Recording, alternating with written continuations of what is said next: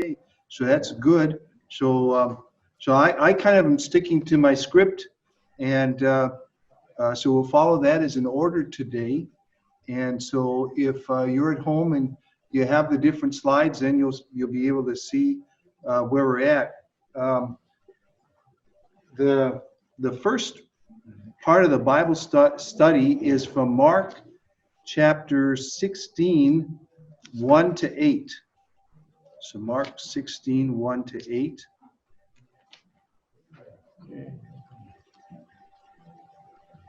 And it goes this way. And I've got the King James Version. This is my study Bible, and so it's got the King James Version. The reason why I have this is not for the version so much. I'm more modern in my language and my speaking, but it's got different indices and maps and things like that. So again, as I say, it's my study Bible. That's the thought behind that. So just humor me with the language, but chapter 16 of Mark goes this way. When the Sabbath was past, Mary Magdalene and Mary, the mother of James and Salome, had bought sweet spices that they might come and anoint him. And very early in the morning, the first day of the week, they came unto the sepulchre at the rising of the sun. And they said among themselves, who shall roll us away the stone from the door of the sepulchre? And when they looked, they saw that the stone was rolled away. It was very great. And entering into the sepulchre, they saw a young man sitting on the right side, clothed in a long white garment, and they were affrighted. And he said unto them, be not affrighted. You seek Jesus of Nazareth, who was crucified. He is risen. He is not here. Behold the place where they laid him. But go your way, tell his disciples and Peter that he goes before you into Galilee. There you shall see him as he said unto you. And they went out quickly and fled from the sepulchre, for they trembled and were amazed. Neither did they say anything to anyone, for they were afraid. And if you have a Bible, that's the way that Mark ends. And so my notes, we were in church today reading from Matthew, his account of the resurrection. But just a little bit of the slide says isagogics, a little bit of what that is. It's a big word, but it just means where you study the books of the Bible as to who wrote them, if it really was Mark that wrote them, or it could have been somebody else. Some of the Psalms were written by David, but some of them were written by other people. So it's not always good to assume, that what we think as little children is still true, but there might be some updates that we need to have with that. So Mark is probably the first and the earliest gospel, and so just in that order, probably he would have been first.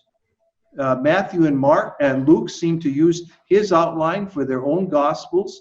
They're called the synoptics, similar to that, whereas the Gospel of John goes on his own with more personal stories of Martha and Mary, Lazarus, and so on. Mark apparently was demoted to second spot due to his ending. If you have your own Bible, mine includes all the endings. Okay, so I'll just read them. Many were bothered that Mark was so brief in Jesus' resurrection story. Paul in 1 Corinthians writes probably even earlier than Mark about the resurrection and adds a few more details that were added to Mark.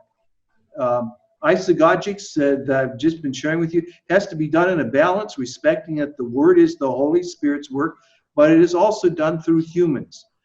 Jesus is another example of the need for this balance in his God-man attributes. If we accent the man part, well, then he's not the Son of God. If we accent the God part, God cannot die, so to speak. So just in terms of the different parts of the Bible on that. So if you read the other endings, verse 9 goes on, in my Bible here says, now when Jesus was risen early the first day of the week, he appeared first to Mary Magdalene, out of whom he had cast 7 devils. And he went and told them that had been with him as they mourned and wept.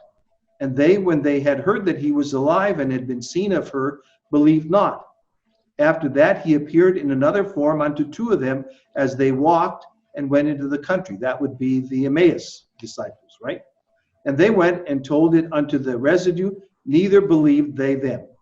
Afterward, he appeared unto the 11 as they sat at meat, and upbraided them with their unbelief and hardness of heart, because they believed not those who had seen him after he had risen. And he said unto them, Go into all the world and preach the gospel to every creature. He that believes and is baptized shall be saved, but he that does not believe shall be damned. And these signs shall follow them that believe. In my name shall they cast out devils, they shall speak with new tongues. They shall take up serpents, and if they drink any deadly thing, it shall not hurt them. They shall lay hands on the sick, and they shall recover. So then, after the Lord had spoken unto them, he was received up into heaven and sat on the right hand of God. And they went forth and preached everywhere, the Lord working with them and confirming the word with signs following. Amen. So if you look at the verses from 9 on, it's almost a summary of all the other things from Paul and Luke and the other Gospels and so on, isn't it? You know, so Mark is probably the earliest Gospel, but just he leaves it kind of hanging. That was our criticism with, and I go back long time now. So I can remember in the let's see, it'd be the 70s when Jesus Christ Superstar first came out, the music and so on, and it ended with Jesus being buried. And that was the criticism for us as Christians. We said, well, it doesn't end there. It ends on Easter, not on Good Friday with his burial, but on Easter morning. So there's that thought with Mark too. Mark ends kind of with the disciples being afraid and not fully sharing with one another the good news that Jesus had risen. I would like to tease in a way, you know, as to which is more authentic on that, is if we can say that. But in our own lives, sometimes we can identify with the early ending with Mark, right? We're afraid to speak up too much, you know, for fear of being ridiculed or punished in some way. So we're like the first disciples, the women, and so on in many ways. So in Mark, earlier in his gospel, in chapter 15, verse 40, there is an interesting verse that says, which kind of picks up on the women coming on that first Easter morning. In some thoughts that we want to share with one another. But in chapter 15, verse 40, at Mount Calvary, at the cross, there were also women looking on afar off, among whom was Mary Magdalene, and Mary, the mother of James the Less, and of Joseph, and Salome. So there were women at the cross. Now, it is an interesting thing. The notes here that I want to do a little bit of private detective work, quote unquote, with you, just to figure out who these women were. And an interesting little sidebar that'll come when we do our detective work.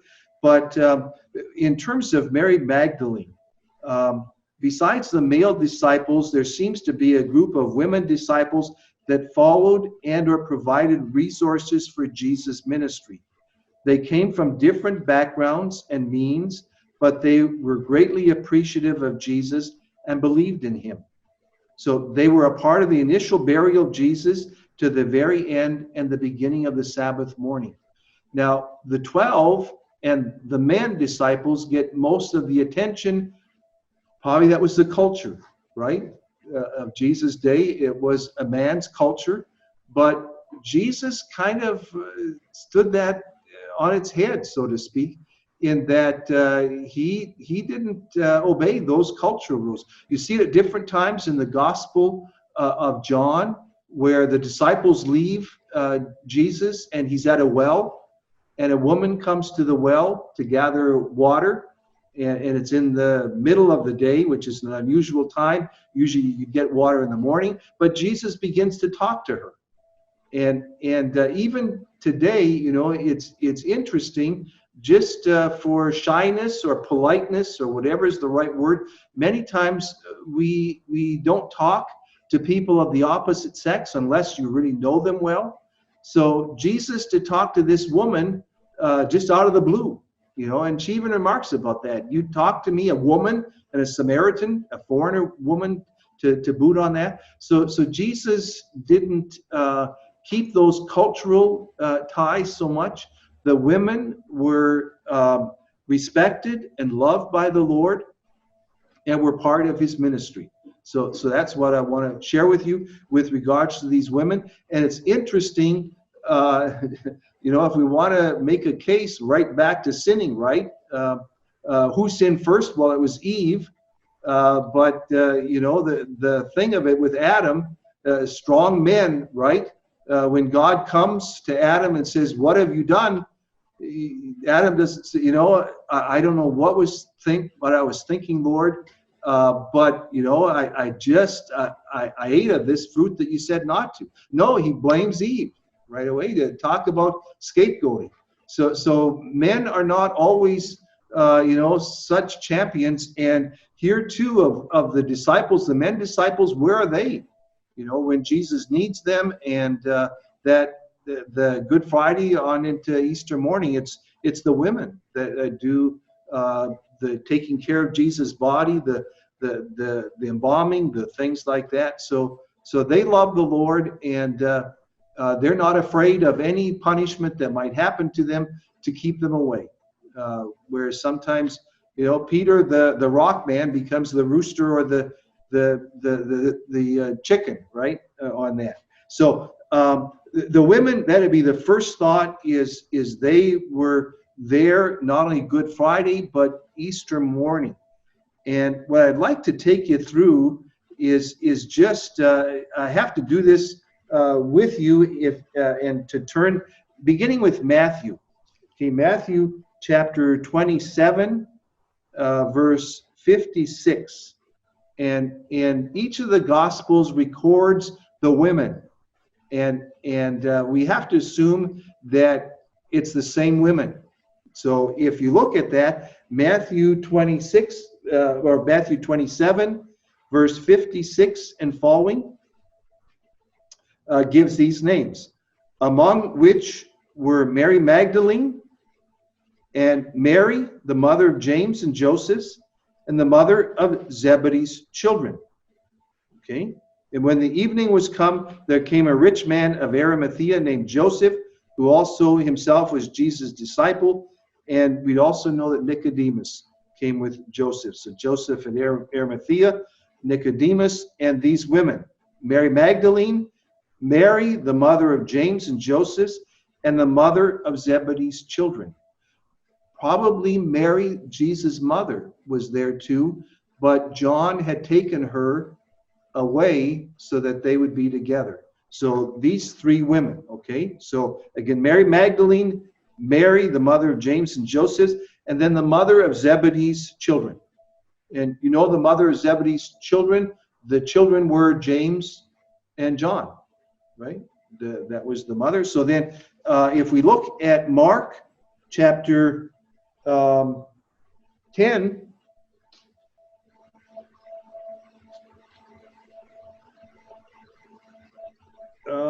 Mark chapter 15, verse 40.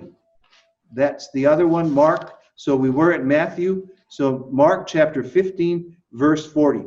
There were also women looking on afar off, among whom was Mary Magdalene, and Mary, the mother of James the Less, and of Joseph, and Salome. Who's the one that's missing? Would be the mother of the Zebedees. Well, if you think of that, that's Salome, right? That's her name. So if we continue then, Mark and Luke chapter 23, verse 49. So Luke chapter 23, verse 49.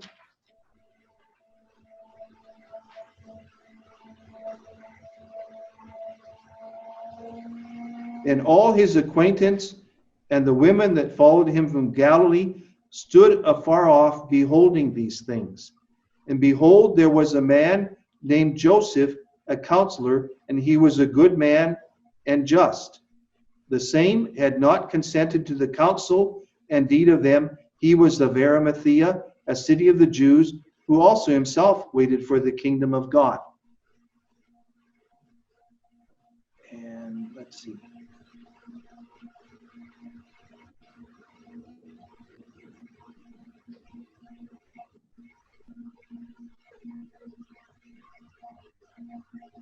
Verse 49, maybe? Okay, John chapter 19, verse 25. John chapter 19, verse 25.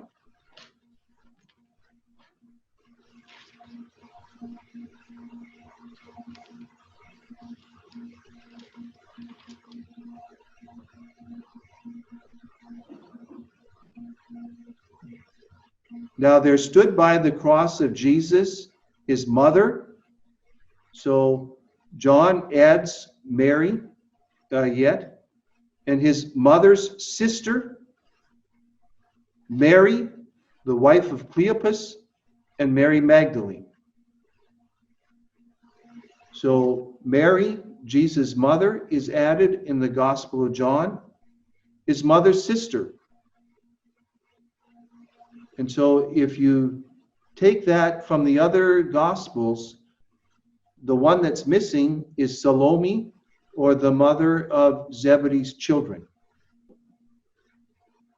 And so you pick up from these different ones, then the Bible scholars have said is that Mary and Salome were sisters, which means James and John were cousins to Jesus on Mary's side, not on the father's side, right?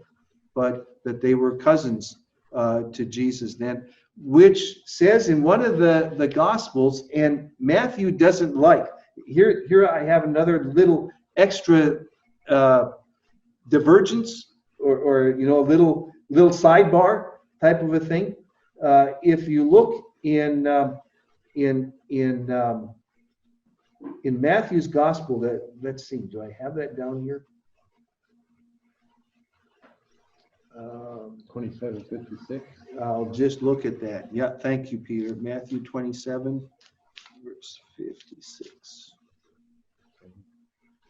I'm thinking of Matthew 20.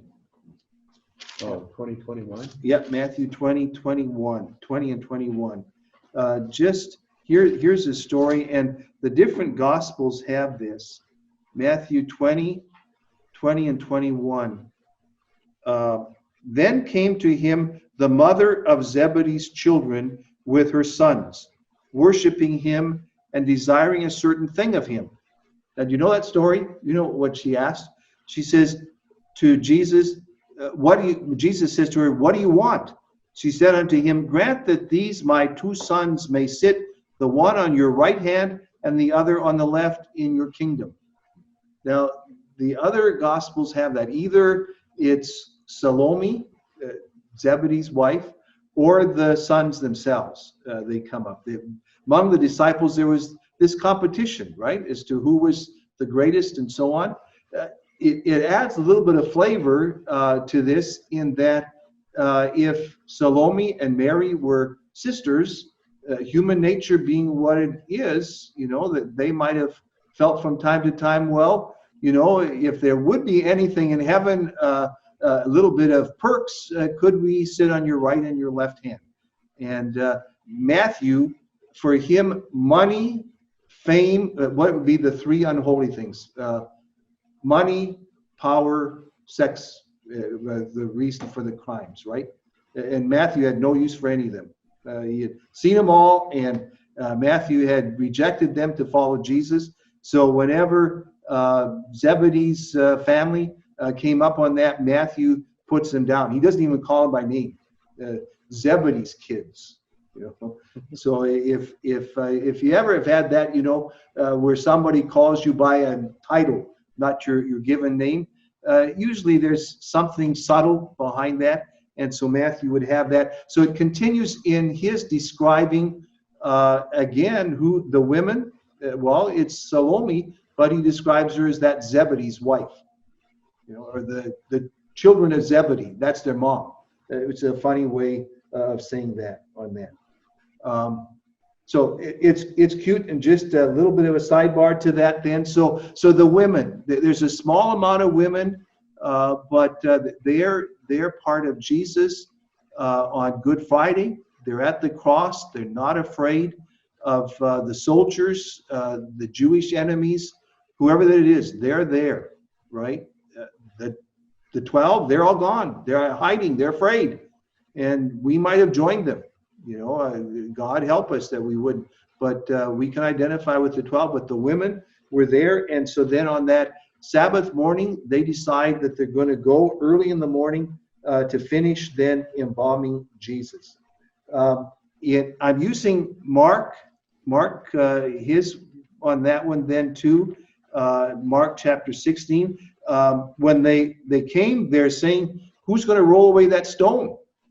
The children have that too. It's a big stone. And either it was a round stone, or they say sometimes it was a plug type of a stone, but either way you'd have to roll it. You'd have to pull it away to get in there. So however that the stone, in our image, if I think of the stone, I usually think of the round one. I don't know about you. I usually think of the round stone. But whatever that is, when they come there, the stone was rolled away. And when they enter into the tomb, they saw a young man sitting on the right side. This was an angel. And at the birth of Jesus, as well as at his resurrection, the angels appear. And when I think of angels, again, how our imagery comes. When I think of Christmas, I think of snow, and so on. That's from a Northern European, Northern U.S., Canada background to that. The hymns pick up on that too. The snow lay on the ground and so on. So different images come to our mind from childhood on.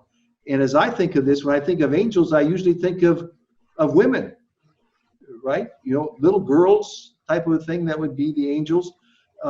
Whereas when you think of Gabriel, Gabriel is a male name, and Michael, the archangel Michael, that's a male name too. What I wanted to share with you is this, and Jesus talks about that. I did not write that down. But in another place where the Sadducees come to Jesus, this is from my memory.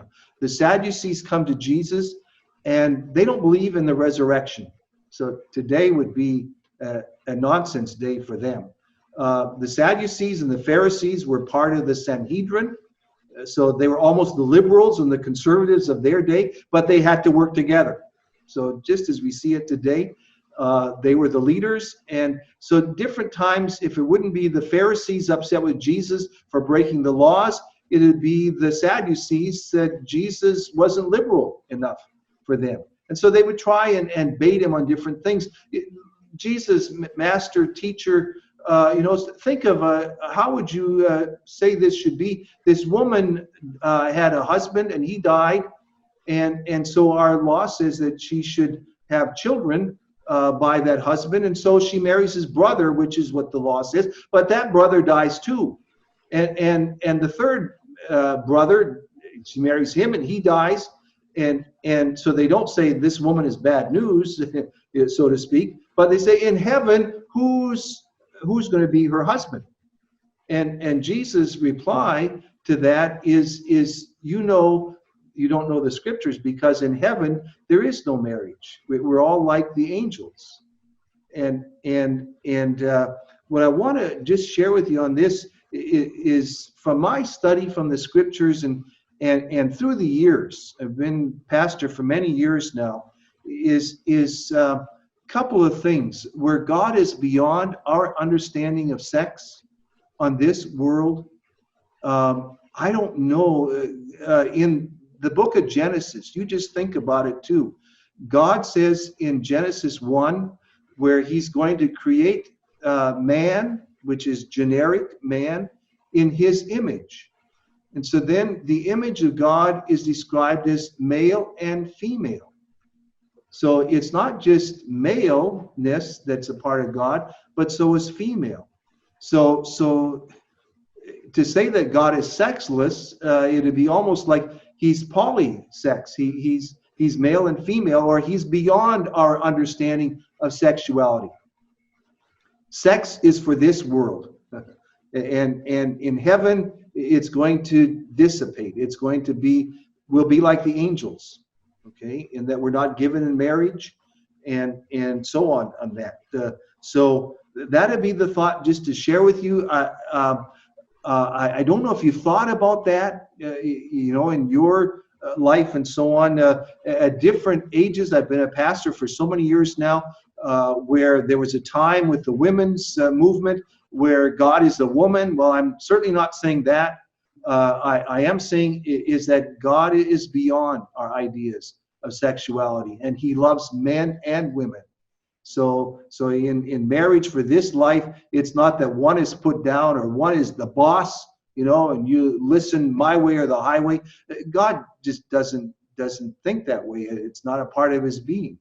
And in making us male and female, it's for procreation, it's for friendship, all the things, but they're part of this life. When we get to heaven, it's going to be a whole new creation, a new being.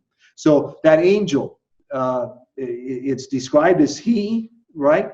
The young man, that's his appearance. But again, if you go beyond that, the angels are beyond that.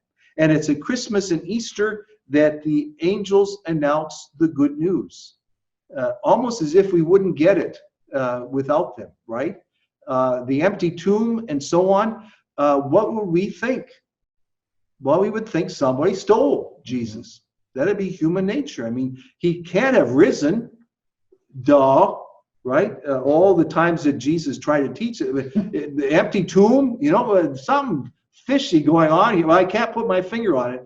Have you seen that commercial? I don't know who it's some insurance company where there's a guy with a long cap, a baseball cap, and she's painting him a caricature, and she shows it finally.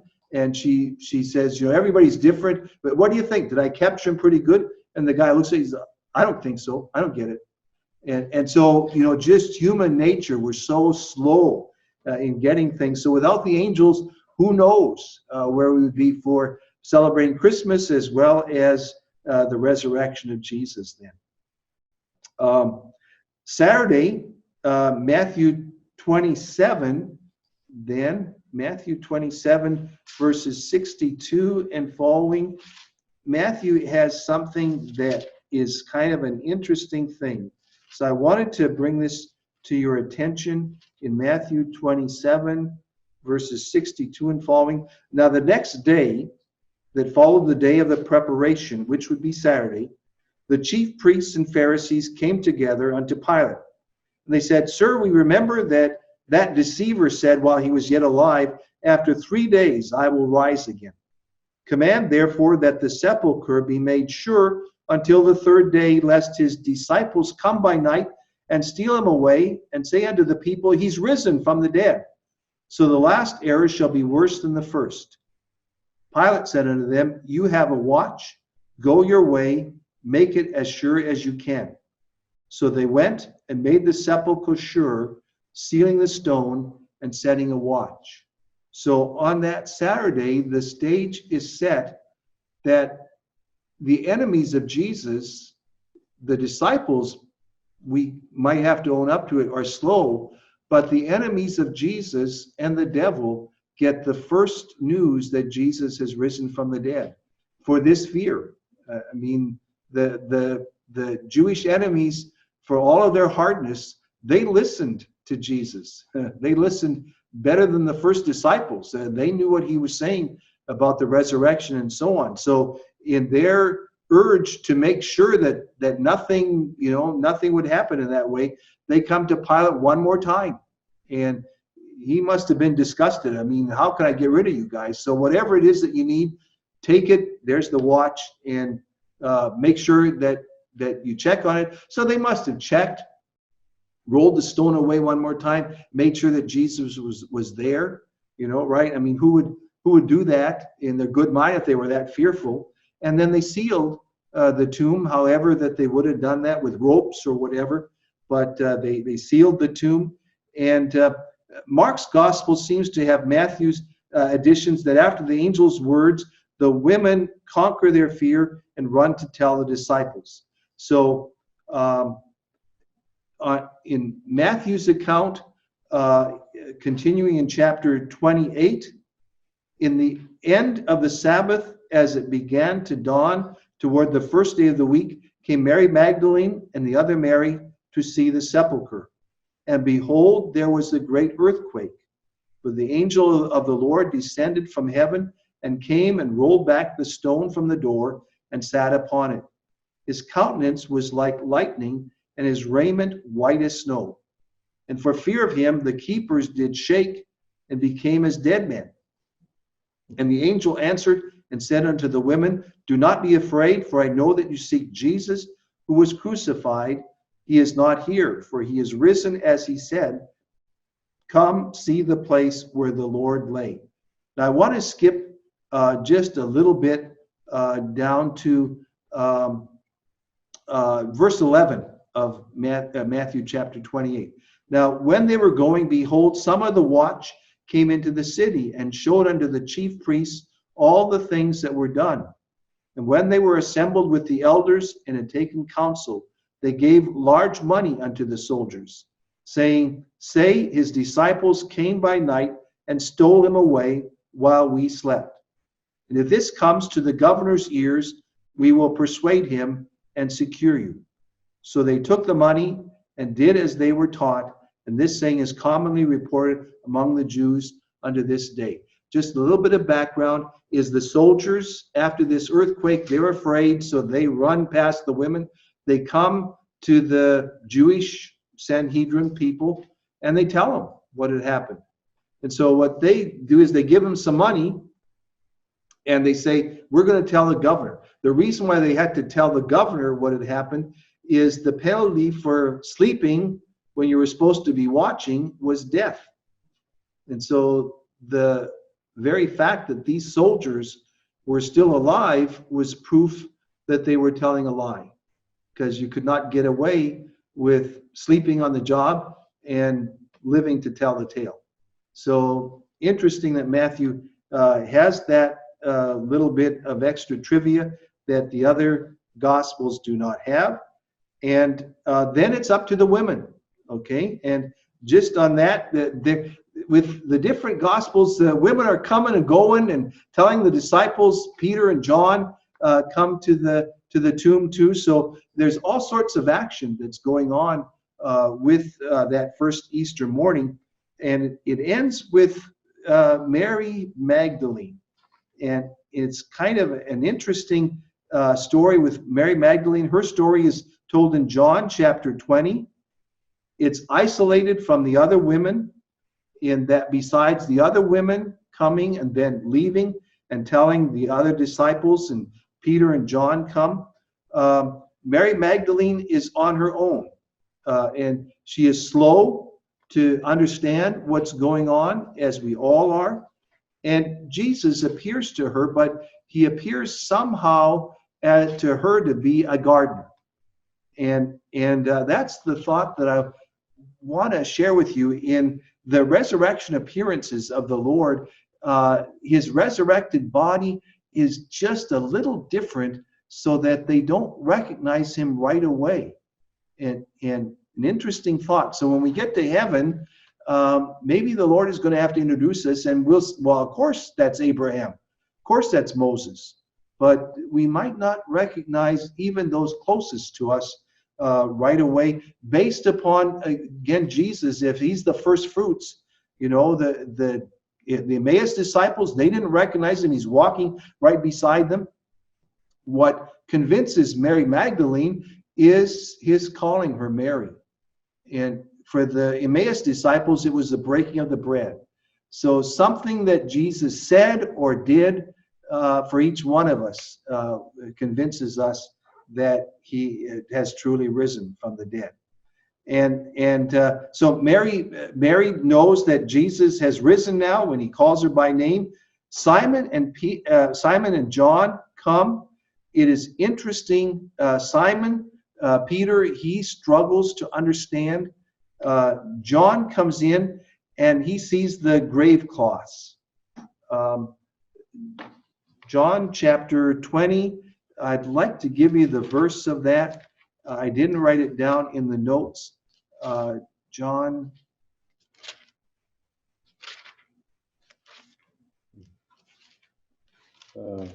28, 20 and verse 8.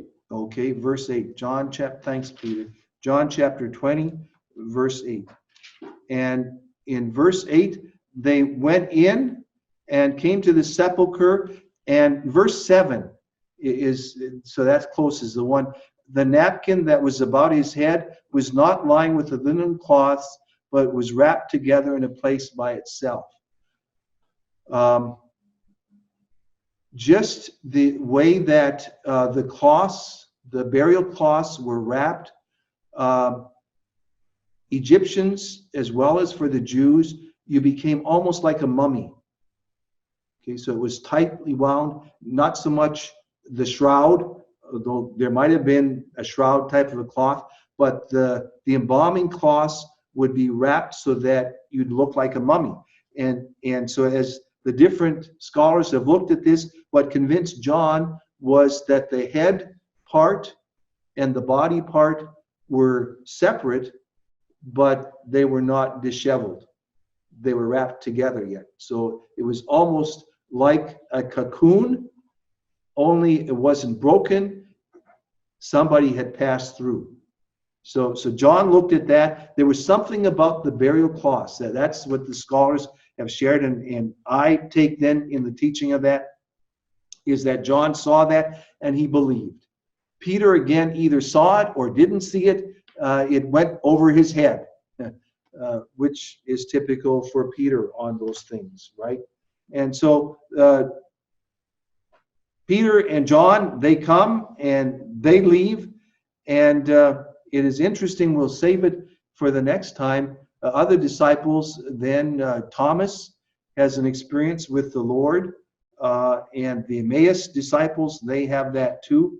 But on that Easter morning, we look at those ones, the women, and then Peter and John, their experience. If you go to the Holy Land, one of the sites where the guides will take you has a church built on top of it. It's the Church of the Holy Sepulchre, and it's a very elaborate tomb where Jesus was laid, and then Golgotha and so on. And so that's where it is there. It looks like a church. The other place is called Gordon's Tomb. It's near a bus station in Jerusalem, and it's at the bottom of a hill. And it looks like a garden area. There's a garden in that area. On the top of the hill is grass, and things like that. And then to the side, there's buses that are coming and going. So there's hustle and bustle with that. Some have said that the archaeology proves that it's where the Church of the Sepulchre is.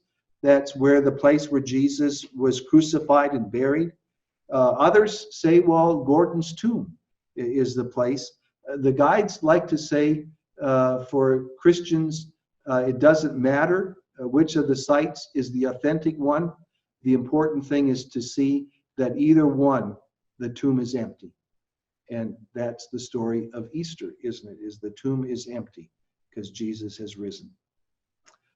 And that's what I had prepared for today. The women and the first Easter morning. So Thanks, Pastor Aubey. okay. God bless you. on this Easter morning. And as you think about the different things of the gospel on this day, may it strengthen our faith in Jesus and our resurrection too. Amen. Amen. Thank you. Happy Easter.